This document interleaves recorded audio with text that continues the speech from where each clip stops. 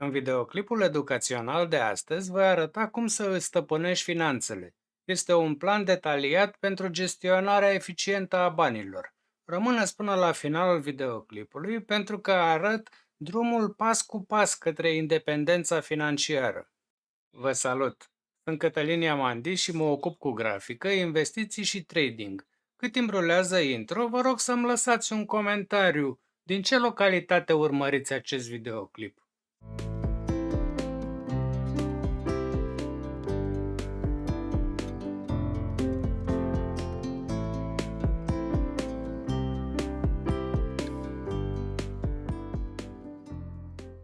Scopul acestei prezentări este educativ și exemplele oferite nu sunt recomandări de investiții. Haideți să revenim la subiectul de astăzi. Formula succesului financiar este destul de simplă: buget, economii și investiții. Visul meu a fost independența financiară, să nu trebuiască să muncesc ce nu îmi place sau dacă nu vreau. Această independență se poate obține prin gestionarea atentă a banilor personali. Încep prin a arăta de ce să îți planifici finanțele personale. Este vorba că îți oferă control asupra banilor tăi, eliminând stresul financiar și permițându-ți să îți atingi obiectivele. Dorim să avem securitate și aceasta se poate obține construind un fond de urgență pentru evenimentele neprevăzute, asigurându-ți stabilitate financiară.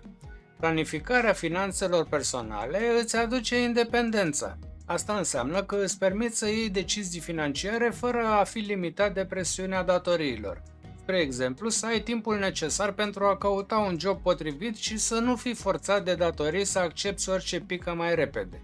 Atingerea obiectivelor este strâns legată de planificarea finanțelor personale. Fie că vrei să cumperi o casă, să călătorești sau să te pensionezi confortabil, un plan financiar te ghidează și este necesar. Am vorbit până acum despre de ce. Următorul capitol este despre cum să îți planifici finanțele personale. În primă fază, trebuie să evaluăm situația actuală. Putem face asta prin întocmirea unui inventar al tuturor veniturilor și cheltuielilor. Identifică datoriile existente și dobânzile aferente. Evaluează activele tale, conturi bancare, investiții, proprietăți și trece-le pe o foaie sau într-o aplicație de bugetare. Cei mai mulți folosesc un document Excel ca acesta. Vă las în primul comentariu linkul pentru a descărca acest document pe care îl puteți folosi pentru a centraliza toate veniturile și cheltuielile dumneavoastră. În felul acesta veți putea vedea ce bani vă rămân și veți putea să optimizați. Este important să stabiliți obiective financiare. Aici trebuie să fii specific și măsurabil. De exemplu, vreau să economisez 15.000 de euro în următorii 3 ani pentru un avans la o casă.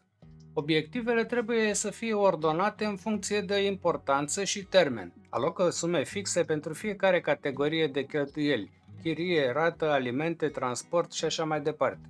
Folosește aplicații sau foi de calcul, cum este cel atașat de mine, pentru a urmări cheltuielile. Stabilește o sumă pe care să o economisești lunar și automatizează transferul în contul de economii sau în contul de investiții. Creează un fond de urgență echivalent cu 3-6 luni de cheltuieli. Este important să prioritizați plata datoriilor cu cele mai mari dobânzi. De multe ori, randamentul investițiilor nu depășește 10% pe an, dar în schimb dobânda la anumite carduri de credit poate fi peste 20%. Deci a plăti în primul rând cardurile de credit poate fi cel mai mare și eficient câștig. Uneori se pot negocia aceste rate ale dobânzilor la bancă. Următorul pas este să facem investiții și să ne informăm despre diferitele opțiuni de investiții: acțiuni, obligațiuni, fonduri mutuale și altele. Este important să cunoaștem ce opțiuni sunt disponibile și să alegem în conformitate cu profilul nostru de risc. E recomandat să începem cu sume mici și să diversificăm treptat portofoliul. Apoi, periodic, planul trebuie revizuit și adaptat la schimbările din viața ta, cum ar fi schimbare de job sau creșterea familiei. De asemenea, evaluăm progresul și ajustăm obiectivele dacă este necesar. Acum hai să vedem ce trebuie să includem în planul financiar. Primul pe listă este bugetul detaliat, care include toate veniturile și cheltuielile pe categorii.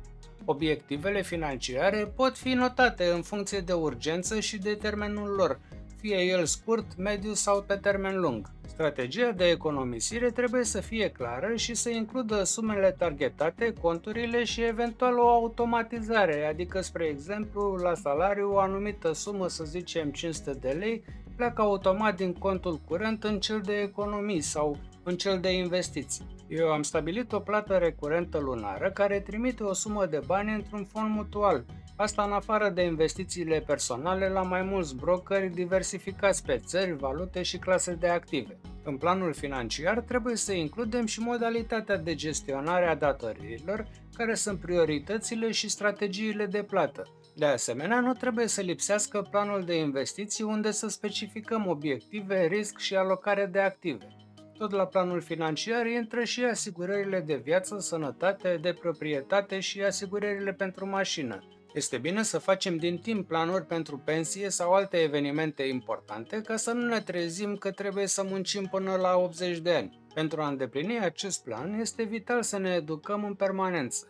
Citește cărți, articole și urmărește videoclipuri despre finanțe personale. Disciplina este poate cea mai importantă. Respectă bugetul și evită cheltuielile impulsive. Dacă ai nevoie de ajutor, consultă un consilier financiar. Viața se schimbă, iar planul tău financiar trebuie să fie flexibil și adaptabil. Un plan financiar bine structurat este cheia către o viață financiară sănătoasă și independentă.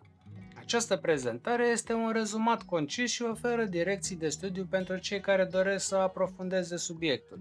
Am onoarea de a avea peste 1000 de abonați la canalul Art Type Evolution. Acest prag a deblocat posibilitatea de a vă alătura canalului meu. Vă încurajez să alegeți unul dintre abonamentele plătite dacă apreciați conținutul postat și doriți să mă sprijiniți. Am înființat și un grup pe Facebook unde îmi face plăcere să vă invit. Este numit Cercul Prosperității Financiare. Aveți și linkul în primul comentariu al materialului.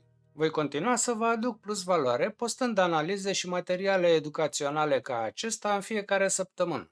Ca de obicei, mulțumesc frumos tuturor și vă rog să vă abonați și să vă alăturați canalului meu. Am nevoie de susținerea voastră. Apăsați butonul de like dacă ați urmărit până aici videoclipul și vă rog să distribuiți acest material ca să ridicăm nivelul de educație financiară în România. Activați, vă rog, clopoțelul pentru a fi notificați atunci când postez un episod nou. Vă încurajez să scanați acest cod QR care apare pe ecran și să vă înscrieți în baza de date pentru a primi pe mail update-uri.